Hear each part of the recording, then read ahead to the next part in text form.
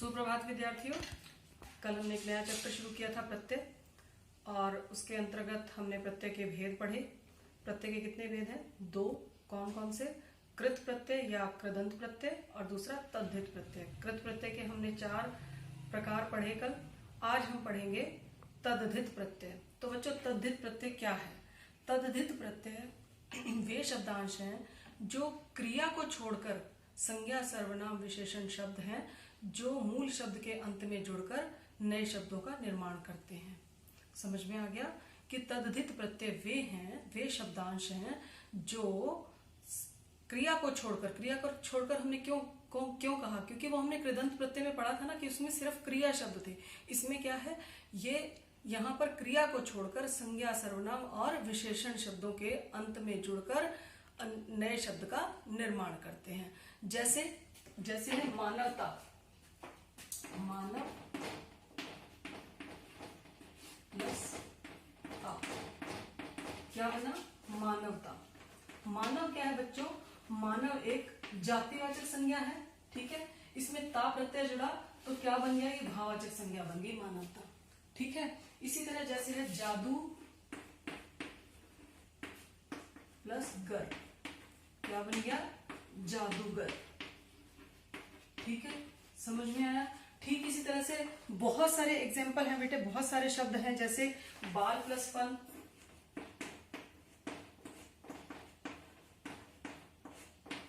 बालपन, ठीक है।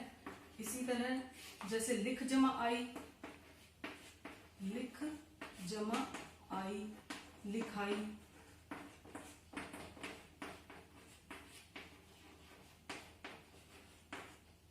समझ आया बेटे? तो ये कौन से प्रत्यय हैं? ता, गर, पन, आई, ये कौन से प्रत्यय हैं?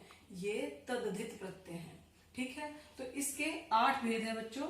उसमें पहला भेद हम कर रहे हैं कृतवाचक, कर्तृवाचक तद्धित प्रत्यय। पहला भाग है इसका कर्तृवाचक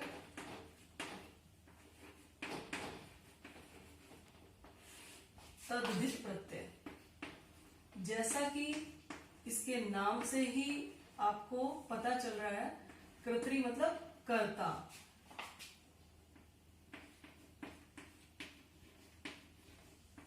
ठीक है। पहला वेद है कर्तृवाचक तद्धित प्रत्यय।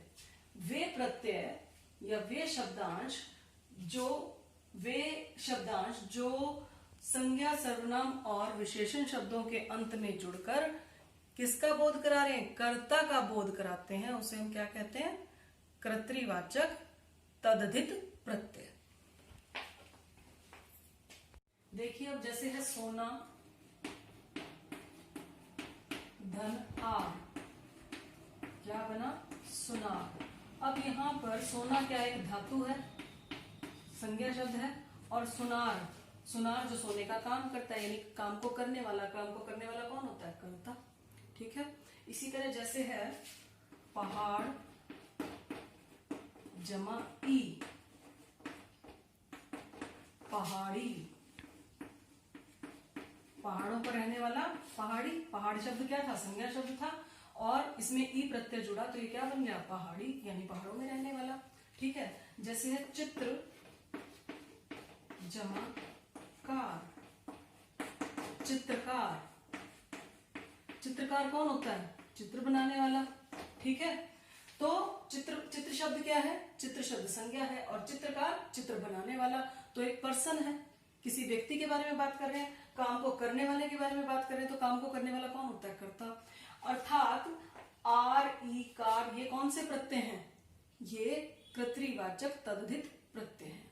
समझ में आ गया बच्चों कि जो प्रत्यय संज्ञा, सर्वनाम, विशेषण शब्दों के अंत में जुड़कर किसी कर्ता का बोध कराएं, उसे हम क्या कहते हैं?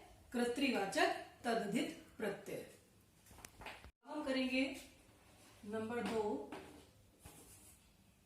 भाववाचक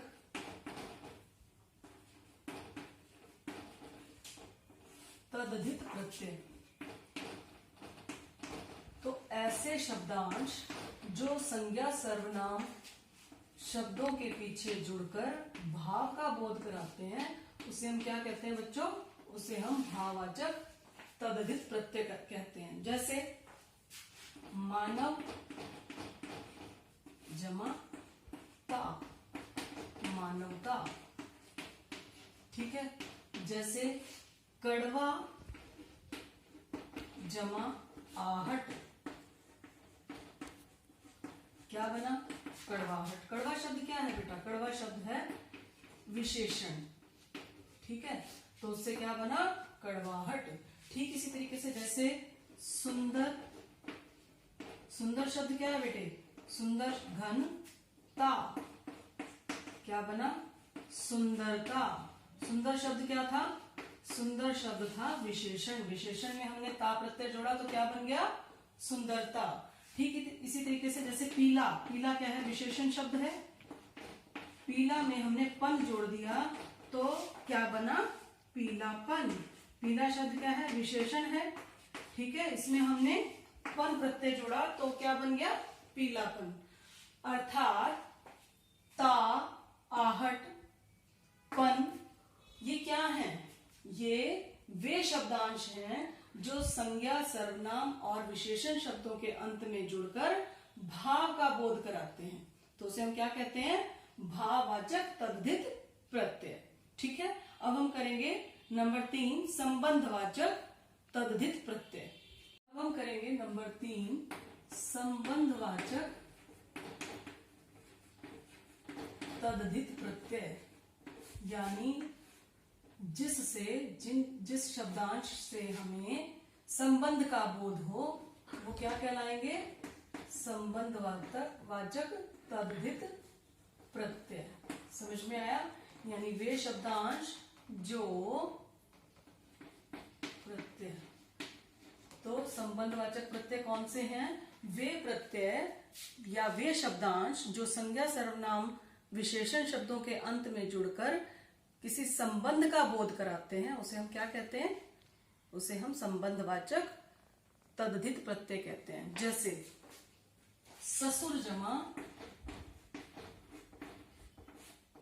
आल, क्या बना? ससुराल।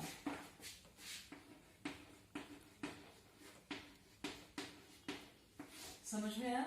जैसे मामा जमा एरा, क्या बना? ममेरा। समझ में आया? तो ये हमें ससुराल से जो ससुर से संबंधित है वो क्या है? ससुराल। मामा से संबंधित है तो जैसे मामा का बेटा मेरा ममेरा भाई है, ऐसा बोल देते हैं ना कि ये मेरा चचेरा भाई है, ये मेरा ममेरा भाई है। तो वो क्या है? संबंध को शो करता है ना, रिलेशन को शो करता है हमारे। तो ऐसे शब्दांश जो संज्ञा, सर्वनाम, विशेषण शब्दों के अंत में जुड़कर एक संबंध को बोध कराते हैं, संबंध का बोध कराते हैं, उसे हम क्या कहते हैं? उसे हम संबंधवाचक तद्धित प्रत्यय कहते हैं। समझ में आ गया? तो यहाँ पर आल और एरा क्या है? ये संबंधवाचक तद्धित प्रत्यय हैं। ठीक है, अब हम चौथा करेंगे गणनावाचक। गणना से हमें पता चल रहा है गिनना, यानी इसका संबंध किससे है? इसका संबंध संख्या से है। यानी जिस शब्दांश से हमें गिनती का, संख्या का बोध हो उसे हम क्या कह देते हैं? गणनावाचक तद्धित प्रत्यय। ठीक है, इसके एग्जाम्पल देखेंगे अब। हाँ, तो हम चौथा भेद पढ़ेंगे गणनावाचक तद्धित प्रत्यय। जैसा कि इसके नाम से ही पता चल रहा है, गणना यानी गिनती, यानी संख्या। जिस शब्दांश से, ये वे शब्दांश हैं जिनसे, जो कि संज्ञा, सर्वनाम या विशेषण शब्दों के अंत में जुड़कर हमें संख्या का बोध कराते हैं, उसे हम क्या कहते हैं? गणनावाचक तद्धित प्रत्यय। तो इसका उदाहरण देखिए, जैसे है एक घन हरा, क्या बना? इकहरा। जैसे 30 घन रा, रा क्या है? यहाँ प्रत्यय है तो क्या बना? तीसरा। जैसे 10 घन वां, क्या बना? 10वां। ठीक है, तो हरा, रा और वाम ये क्या है? ये गणनावाचक तद्धित प्रत्यय हैं। ये वे प्रत्यय हैं जो मूल शब्द के अंत में जुड़कर संख्या का बोध कराते हैं। जो नवीन शब्द आता है उसमें हमें संख्या का बोध होता है। समझ में आ गया? जैसे हम कह देते हैं कि ये बच्चा तीसरे स्थान पर आया कक्षा में, तो इससे क्या पता चला कि उससे हमें उसकी कक्षा में कौन से नंबर पर आया इसकी संख्या का बोध हुआ। ठीक है, तो ये क्या है? गणनावाचक तद्धित प्रत्यय। तो बच्चों आज हम ये 4 ही भेद करेंगे, बाकी 4 भेद और रह गए। अगले 4 भेद हम कल करेंगे। आप ये आज पढ़ेंगे अच्छी तरह से। ठीक है, धन्यवाद।